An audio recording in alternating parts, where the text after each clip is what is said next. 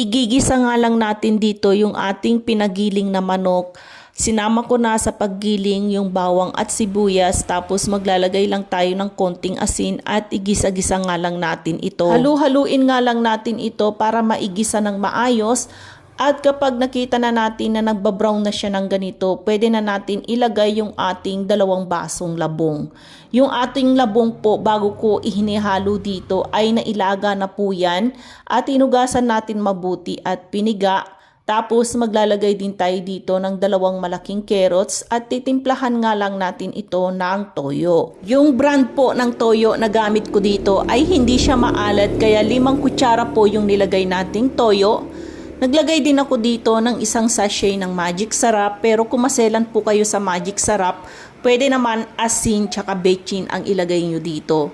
Naglagay nga din ako dito ng kalahating kutsarang paminta at 1 kutsarang asukal.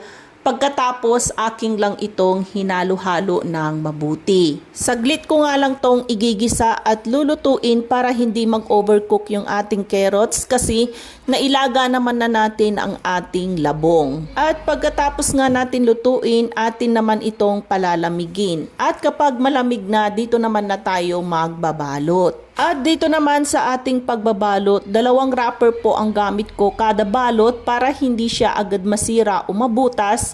Tapos mas crispy pa po siya pag atin nang naiprito. At dito naman po sa paglalagay ng cheese, nasa sa inyo na kung maglalagay kayo ng cheese. Kaya lang ako naglagay ng cheese dito dahil yun po ang request ng bata. Pero kahit po wala ng cheese dito, malasang malasa na po yung ating nilutong labong. At dito naman sa ginamit nating pandikit, arena lang po yan na tinunaw natin sa tubig.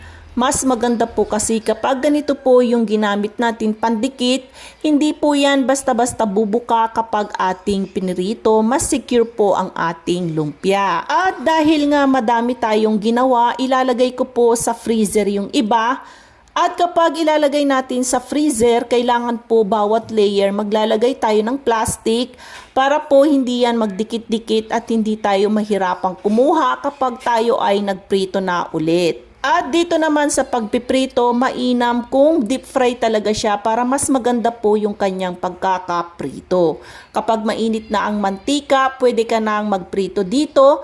At kapag nag-brown na po yung kabila niya, pwede mo na yang bali-baliktarin. At kapag brown na po yan lahat, pwede mo nang hanguin, ilagay sa strainer para ma-drain po yung mga excess oil na kumapit sa ating lumpia. At pagkatapos mo nga itong prituhin, pwede na itong kainin at isawsaw sa tinimpladong soup.